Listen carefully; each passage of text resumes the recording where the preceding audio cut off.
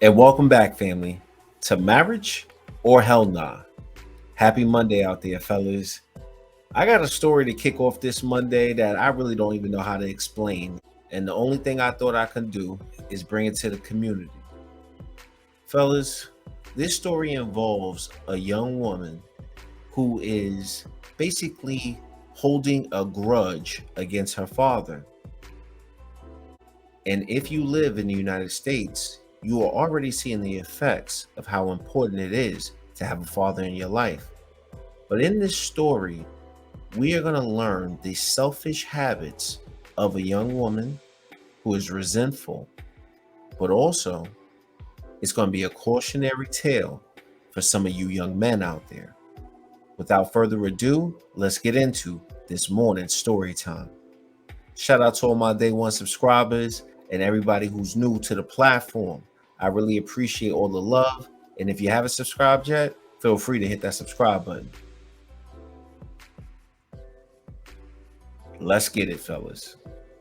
Now, the title of this post is called, Am I the Asshole for Uninviting My Biological Dad and His Family from My Wedding after he talked about wanting to walk me down the aisle?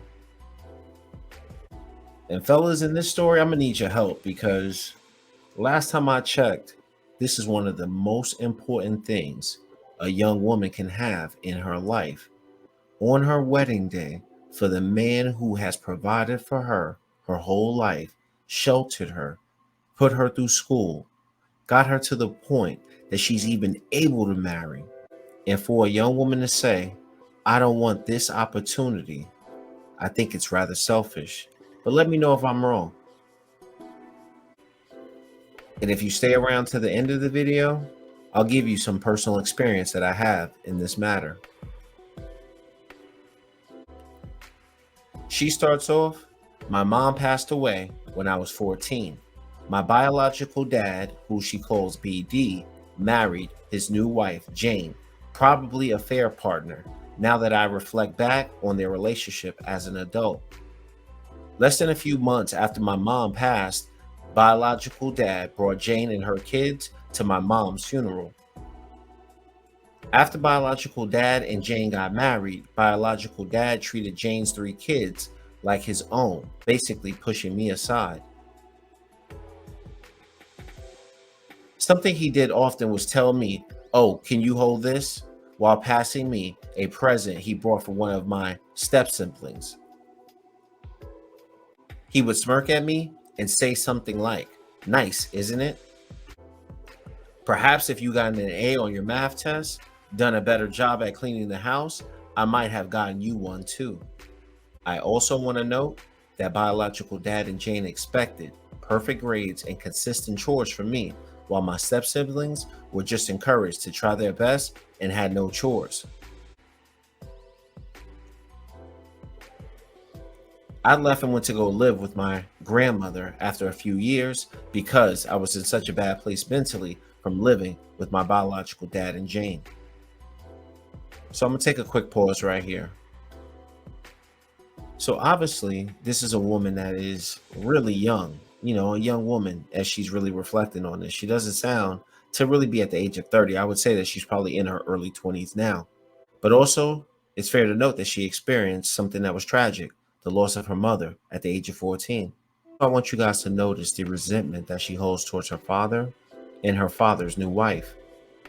When she reflects back, she refers to this situation as being the affair partner, probably, meaning that she has no knowledge of this. She doesn't even know that this even transpired, but she's obviously hurting and dealing with a lot.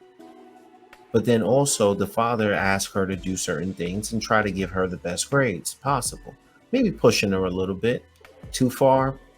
I'm not the one to judge, but I think it's always healthy to push your kids to strive for more. But it also seems that she's not in a good space around these stepchildren. And this is usually due to jealousy, especially when it comes to women. Now she continues on and she goes, I met my fiance John in college and we will be getting married in September.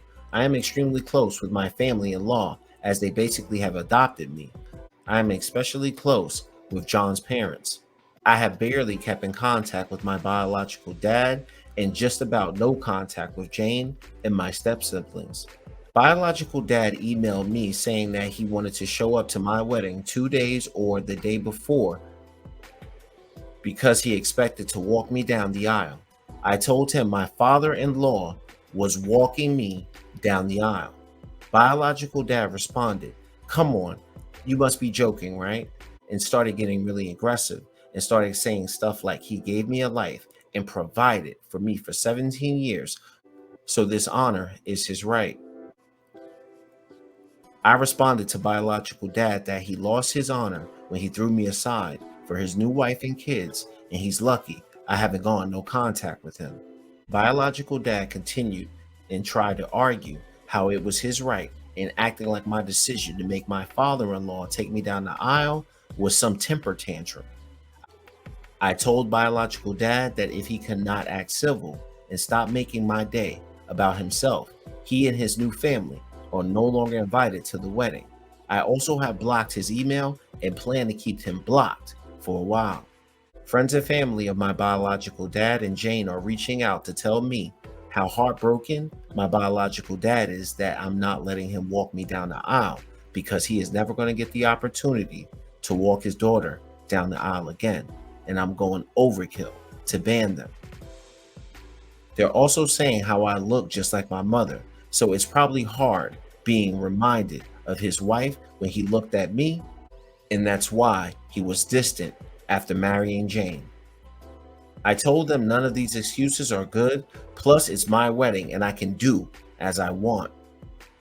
That's that selfishness in her, which we're going to talk about here in a second. They told me that the attitude made me textbook Karen and Bridezilla. John and his/our family support my decision, but my biological dad and Jane's loved ones say I'm not even realizing how important this honor is for my biological dad. So I'm looking for some non-biased perspectives on here. Now, fellas, for me, this is really a difficult one, and I really need the community's help in understanding what might be going on. A part of the reason why it's so hard for me to understand this is that when you really look at the numbers, I think only like 20% or less than 20% of children actually grow up with both parents in the household. And here you have a woman who is now about to get married and take that leap.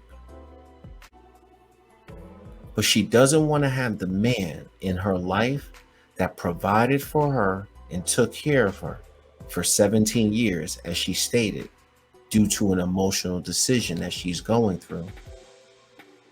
And like I said, most times a man might only get one opportunity at this to be able to walk his daughter down the aisle.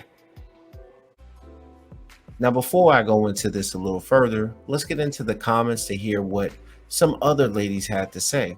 And the reason why I want to show you guys this is because what this is going to demonstrate is that a lot of these women out here really have daddy issues and they really do need help. Now, the first person to chime in is a woman. And I want you guys to watch the tone in these women's mouths of how they can disrespect a man that laid seed to them and brought them into this world. It's despicable, really, when you think about it. Not the asshole. Tell him if he would have been an A+ father, he would have gotten the honor. Unfortunately, he wasn't. So he had to pass the honor to someone else. Your dad is a jerk with no remorse. I hope you get a genuine apology someday and never talk to him again. Now, I want you guys to notice that over 8,300 upvotes on that. What that shows you is a lot of women out here are angry, but they just don't simply understand.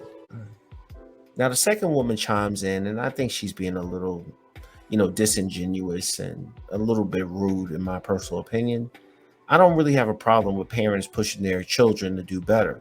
And like I said earlier in the story time, I'm not one to judge, but I think it's always good when a mother or a father can push their children to do a little bit better. I think they're butthurt about what she said about the stepchildren not really doing anything, but That could be her jealous opinion of the situation. Perhaps if you gotten an A on that parenting, done a better job at being a dad, I might have felt you were a father. Don't give in to this horrible manipulation to make you feel guilty. They are at fault, and let them feel the consequences. Now, fellas, keep in mind, I have spared you guys a lot of the distasteful comments that a lot of these women made. As I kept reading, it was a lot of feminist type of talk and a lot of misandrous type of talk. But don't be shocked if what this woman is talking about is the they, meaning dads and men. That's really the sad culture that we're living in. In closing, fellas, as promised, I want to tell you a little bit of a story. But before I get to that, let me just further tell you about how important it is for a father to be involved in his daughter's life. For instance, this young lady in this story lost her mother at an early age. The same father that had been with her and basically provided for her most of her childhood, or maybe all of her childhood. She mentioned the 17 years, and she just wants to throw that aside. But there's something that a lot of these women never really think about. If you are growing up in this country, or a lot of places in the world for that matter, whether it's a boy or a girl, once you lose one of your parents, that's a tremendous loss. But don't rule out the possibility of what your life would be like if you lost the other parent. So show some appreciation for them while they are still here, because they will not always be here. A lot of the women that you see out here, they really don't understand their father's side of the story. They never ask questions. They're too quick to believe that their dad ain't shit and he walked away from the family. And you don't know the story, and I'll tell you why. What you often forget as a child or as a person going into being a young adult is that your parents had a life before you were even born. They had relationships, everything looked a little bit different. You don't know what that dynamic was like. The only dynamic you know is from the time you were born. So you don't know the history of their relationship. So don't be so quick to judge. I want to speak to the young fellas. You got to be very careful about wifing up a woman like this, or even being in a long-term relationship with a woman like this. A lot of these women, what will happen to them is that they have a lot of emotional baggage and a lot of emotional damage. I'm always cautious to stay away from women who have a disdain for their father. They show no respect. They don't really talk to their father. Things like that, that make me a little weary. And here's the reason why. In the 3 relationships that I've had that were long term, I'm only talking about those. The first one, my son's mother, right? We were together for 10 years, but her parents were both married. My second relationship was a 3-year relationship, and that medical professional, both of her parents were married. But here's the interesting thing about the third one. We were together for 4 years, and as we developed our relationship, throughout the course of time, I started picking up on certain things that she would say about her father. Nothing this untoward or nothing as nasty as this story time here. But when she was going through things, she would always speak to her therapist or her mother. And I would often ask her, and I would say, why you don't go to your dad about certain situations? Like, I don't really talk to him unless I need something. And most of the times those things were financial, right? But to be fair, she never asked her father for money anyway, because she was the one that thought she was independent, strong, and all of that type of stuff, right? But here's the interesting thing that I found out about her. She was dating a man and me that had spent a lot of time growing up with my father. My father was my hero growing up, still is to this day. He taught me a lot. And one of the things that he used to do with me as a kid, And if you heard any of my content before, you know where I grew up at, even though I live in Atlanta now. He used to take me to this place. It's in Lower Manhattan, and we used to go there fairly often, probably about every Saturday or at least 2 Saturdays out the month. And he was really big on independent film. And he would always take me to these movies. We saw movies like Glory at places like this, Hoop Dreams, if you guys can remember. And even throughout my relationship with this young lady, I used to, get up on Saturday if I felt like it or I wanted to go check out a certain film. I'd be like, yo, I want to go to the film. What you doing? Let's go over here to the Angelica or something. And she would be like, nah, I really don't like films like that. And then here's the kicker. I asked her why she didn't like the theater. Because if you really think about it, most people like going to see films and going to the movies and stuff like that. Her answer to me was that she did not like going to the movies and going to see films because her father used to take her all the time as a kid. And then right then and there, gentlemen, from that day forward, it was something about that woman that I just never could really get my head around to be long term with her, because I knew that she had issues with her father. I had met her mother and I had met her father, of course, in separate instances. And her father went on to marry another woman. But when I saw her father, he was extremely happy, nice to me and everything. But when I had met her mother was single and bitter. And she started to develop some of these same habits that her mother had. And I knew that she was never the one.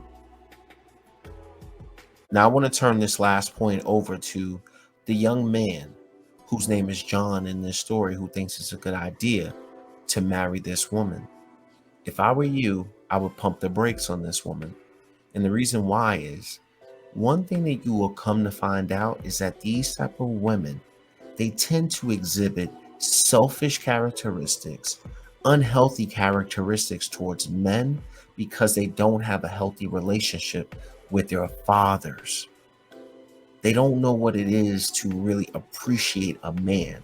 So now you going into this marriage and this relationship with this type of woman, she's going to put you underneath a lot of pressure in order to validate her and give her the need for attention, because that urge was never satisfied by the only man that can truly satisfy it for her.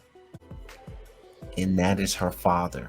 So ladies, if you're listening, I would urge you to take this opportunity to talk to your father, get to know your father, get to know his side of the story before you try to place so much judgment upon him. Because what's going to happen is you are now going to marry a man and put that man underneath so much pressure with your bad habits that are unresolved. And then eventually that marriage will fall apart. But I hope throughout this video that you learn one thing.